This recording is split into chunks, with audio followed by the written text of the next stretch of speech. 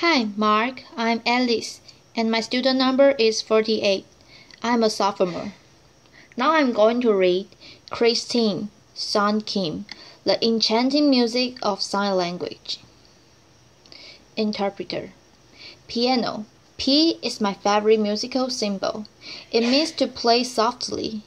If you are playing a musical instrument and you notice the P in the score, you need to play softer. 2 P's even softer. 4 P's extremely soft. This is my drawing of a P tree, which demonstrates no matter how many thousands upon thousands of P's there may be, you'll never reach complete silence.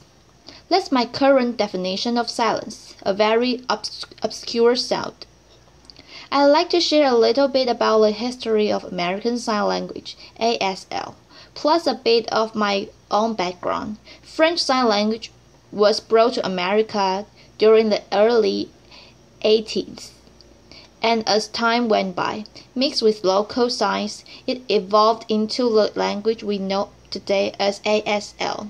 So it has a history about 200 years. I was born deaf, and I was taught to believe that sound wasn't a part of my life, and I believed it to be true. Yet I realized now that that wasn't the case at all.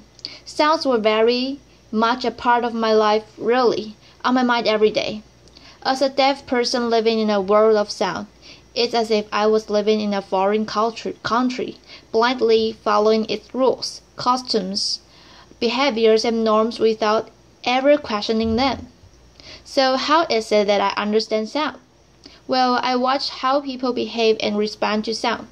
You people are like my loudspeakers and amplify sound. I learn and mirror that behavior. At the same time, I've learned that I create sound, and I've seen how people respond to me. Thus, I've learned, for example, don't slam the door. Don't make too much noise when you are eating from the potato chip bag. Don't burp, and when you are eating, make sure you don't scrape your utensil on the plate. All of these things I term sound etiquette. Maybe I think about sound etiquette more than the average hearing person does. I'm hyper-vigilant around sound, and I'm always waiting in eager, nervous anticipation around sound, about what's to come next. Hence, this drawing, TBD, to be decided, TBC, to be continued, TBA, to be announced. And you notice the stave. There are no notes contained in the lines. That's because the lines already contain sound through the subtle smudges and smears. In deaf culture, movement is equivalent to sound.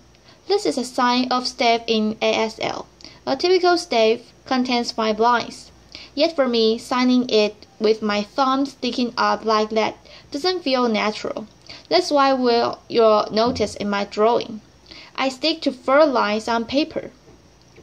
In the year 2008, I had the opportunity to travel to Berlin, Germany, for an artist residency there. Prior to this time, I had been working as a painter.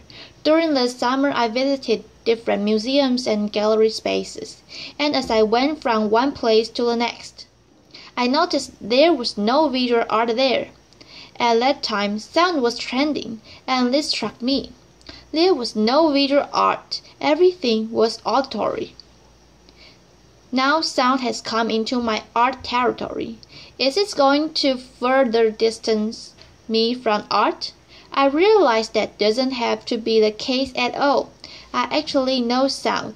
I know it so well that it doesn't have to be something just experienced through the ears. It could be felt tactually, or experienced as a visual, or even as an idea. So I decided to reclaim ownership of sound and to put it into my art practice.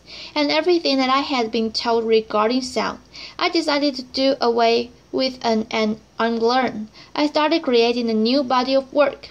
And when I presented this to the art community, I was blown away with the amount of support and attention I received. I realized sound is like money, power, control, social currency. In the back of my mind, I've always felt that sound was your thing. a hearing person thing, and sound is so powerful that it could either disempower me and my artwork, and it could empower me. I chose to be empowered. There's a massive culture around spoken language, and just because I don't use my literal voice to communicate, in society's eyes, it's as if I don't have a voice at all. So I need to work with individuals who can support me as an equal and become my voice. And that way, I'm able to maintain relevancy in society today. So at school, at work, and institutions, I worked with many different ASL interpreters, and their voice becomes my voice and identity. They help me to be heard, and their voices hold value and currency. Ironically, by borrowing out their voices, I'm able to maintain a temporary form of currency, kind of like taking out a loan with a very high interest rate. If I didn't continue this practice, I feel that I could just fade off into oblivion and not maintain any form of social currency. So with sound as my new art medium, I delved into the world of music, and I was surprised to see the similarities between music and ASL. For example, a musical note cannot be fully captured and expressed on paper, and the same holds true for a concept in ASL. They are both highly spatial and highly inflected, meaning that subtle changes can affect the entire meaning of both signs and sounds. I'd like to share with you a piano metaphor to have you have a better understanding of how ASL works. So envision a piano. ASL is broken down into many different grammatical parameters. If you assign a different parameter to each finger as you play the piano, such as facial expression, body movement, speed, hand shape, and so on, as you play the piano. English is a linear language, as if one key is being pressed at a time. However, ASL is more like a chord. All 10 fingers need to come down simultaneously to express a clear concept or idea in ASL. If just one of those keys were to change the chord, it would create a completely different meaning. The same applies to music in regards to pitch, tone, and volume. In ASL, by playing around with these different grammatical parameters, you can express different ideas. For example, take the sign to look at. This is the sign to look at. I'm looking at you, staring at you. Oh, busted. Uh-oh. What are you looking at? Oh, stop. I then started thinking, what if I was to look at ASL through a musical lens? If I have to create a sign and repeat it over and over, it would become like a piece of visual music. For example, this is a sign for day. As the sun rises and sets, this is all day. If I was to repeat it and slow it down, visually it looks like a piece of music all day. I feel the same holds true for all night. All night. This is all night, represented in this drawing. And this led me to think about 3 different kinds of nights. Last night, overnight, all night long. I feel like the third one has a lot more musicality than the other 2. This represents how time is expressed in ASL and how the distance from your body can express the changes in time. For example, 1H is 1 hand, 2H is 2 hands. Present tense happens closest and in front of the body.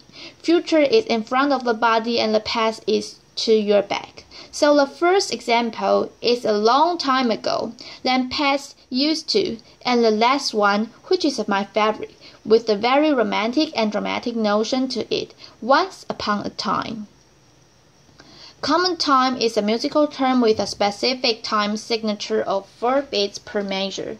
Yet when I see the word common time, what automatically comes to mind for me is at the same time. So notice RH, right hand, LH, left hand.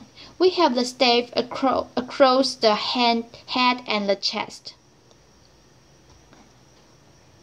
I'm now going to demonstrate a hand shape called a flash claw. Can you please follow along with me? Everybody hands up. Now we are going to do it in both the head and the chest. Kind of like common time or at the same time. Yes, got it. That means to fall in love in international. I'm now going to demonstrate a hand shape called a flash claws. International. As a note, is a visual tool to help communicate across cultures and sign languages around the world. The second one I'd like to demonstrate is this. Please follow along with me again. And now this is colonization in ASL. Now the third. Please follow along again and again. This is enlightenment in ASL. So let's do all three together. Fall in love, colonization, and enlightenment. Good job, everyone. Notice how all three signs are very similar. They all happen at the head and the chest, but they convey quite different meanings. So it's amazing to see how ASL is alive and thriving, just like music is. However, in this day and age, we live in a very audio-centric world. And just because ASL has no sound to it, it automatically holds no social currency. We need to start thinking harder about what defines social currency and allow ASL to develop its own form of currency without sound. And this could possibly be a step to lead to a more inclusive society, and maybe people will understand that you don't need to be deaf to learn ASL, nor do you have to be hearing to learn music. ASL is such a rich treasure that I'd like to have the same experience. And I'd like to invite you to open your ears, open your eyes, take part in our culture, and experience our visual language. And you never know, you might just fall in love with us. Thank you. Dennis Caller, Brett. Hey, that's me. Bye bye, Mark.